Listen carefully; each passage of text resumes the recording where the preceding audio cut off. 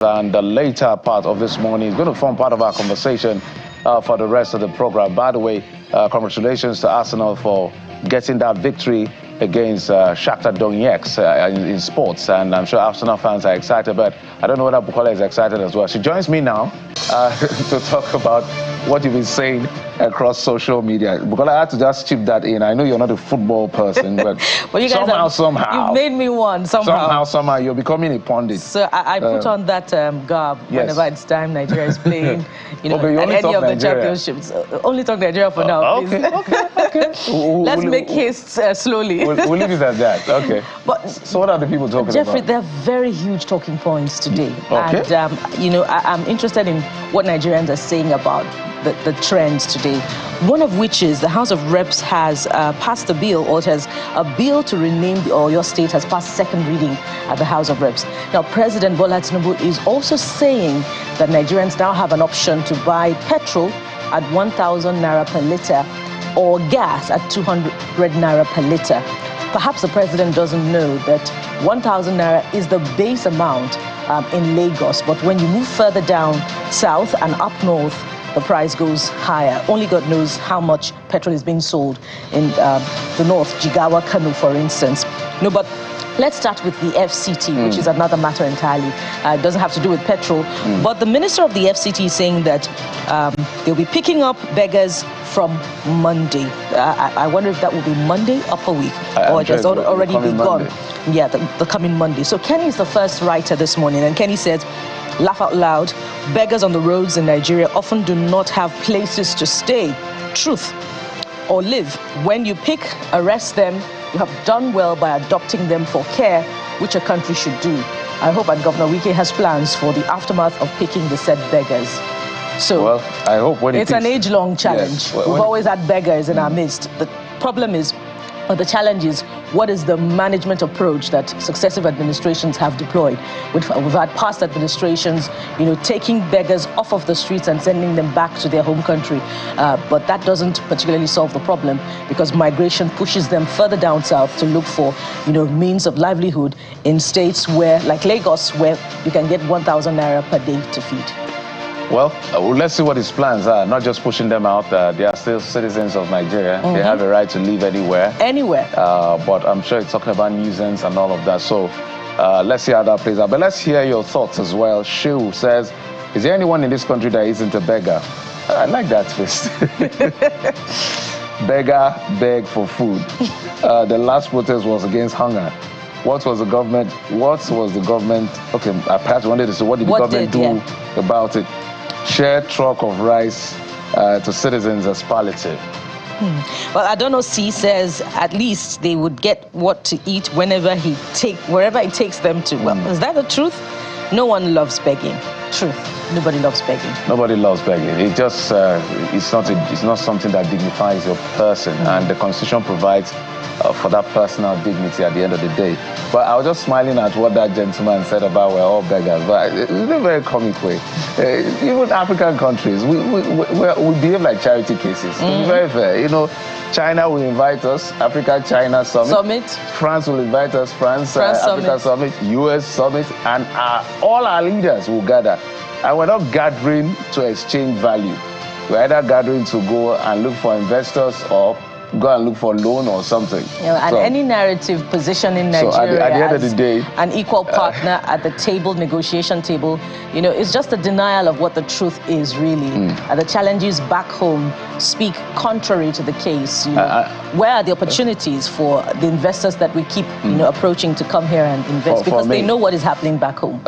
Before I take, for me, whenever I see those pictures of those Africa, China, I used to be very upset. That's why President Ruto was saying, let's be sending representatives. Can't be gathering all our leaders all the time. When did they come to us? We always go to them. That's another kettle of fish. Sorosoro says, I support this idea. This will curb the menace in the society. We don't know the difference between lazy and helpless people. And Marvi Ndubisi says, have built rehabilitation centers for them. Well, have you built rehabilitation centers for them? That's where you need to start from. At Governor Wike, and I believe this is more, you know, former Governor solution-oriented. Derek Victor says, good one, the only way to sanitize the city of beggars and to give it to facelift of a modern city. Yeah. Off to the next topic now, Jeffrey. House of Representatives bill to establish a new Oyo state and rename the existing Oyo state to Ibadan state has passed second reading. And Bola Tito is the first user this morning. Bola Tito says, but why? I understand that Ibadan is the biggest city today, but Oyo Empire was the ruler of most regions in Southwest before. And, you know, some of the older Oyo Empire, you know, constructive observation there covered the north central part of the country back then. All right. Timina just said, to me, it makes a lot of sense. Most of us going to Oyo always say we are going to Ibadan, only to end up in Oyo. Ibadan is popular than Oyo. Okay. Oluwafemi says it's long overdue. Oyo State is third largest city by population in Nigeria after Lagos and Kano. All right, maybe we'll move on to the one that is attributed to the president, saying the option of either gas or, what do you call it now? PMS. PMS. Whether that gas has made significant penetration before the president begins to make this option available is a different kettle of fish. But I think it's too early to begin to make this kind of statement, in my view. If we have as much of the kits, as much of the conversion as possible, then this argument can be. But he's the president. Uche Okoro said the idea that Nigerian motorists can simply opt to pay 1,000 naira per liter of fuel and 200 naira per standard cubic meter of gas is completely out of touch with economic reality. For the average Nigerian, these peaks or these prices are unsustainable, will only deepen poverty and inequality. And Olalekon says some motorists have changed to cheaper CNG, but still charge at the 1K plus fuel rate. And that's another challenge. Where is regulation to ensure that those who have converted to CNG are charging at the CNG rate? And, you know, there are reports that some of those e-hailing cabs have indeed converted to CNG, but they're still charging at the PMS rate. Well, let's see how that plays out. To be fair, it's good to have options available for us to be able to make a decision. But I don't think we're there yet, where this option is such, like you can go to a grocery to buy different brand of seasoning cubes and all of that. So let's populate, let's saturate it first as much as possible. And we can even go on and on the issue of subsidy and all of that. I know, because sometimes when government makes argument, I used to smile. The issue of subsidy, whether we're subsidizing fuel, we're subsidizing FX and all of that. Every client subsidizes. China, second biggest economy. Subsidizes. They defend their dollar. They defend their currency. America subsidizes production.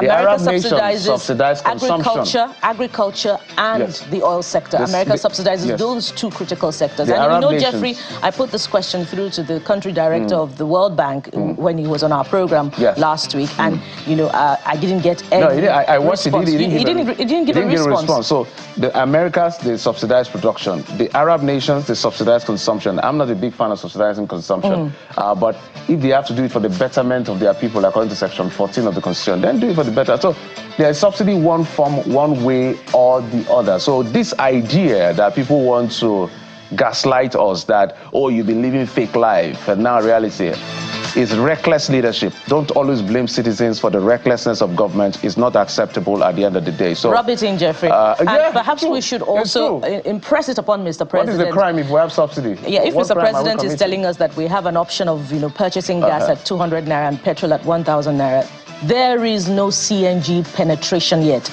And there is very little awareness about the safety of CNG. And Nigerians are not yet, majority of Nigerians are not yet particularly decided on whether to transition or not. So there's no penetration. So, President and the government in power, we're making a case for the people, all right? So these optics, we have to turn it down and just face reality at the end of the day. And everybody in leadership has to follow. We see the effort, but it's not good enough. So we can do better. Well, we'll take a quick break. When we come back, our first conversation will be with the issue of the PDP. What is going on? Is it a cul-de-sac as far as their internal wrangling is concerned, or they're just pushing the evil day forward, or this is really reconciliation? They will answer us after this break. Join us again.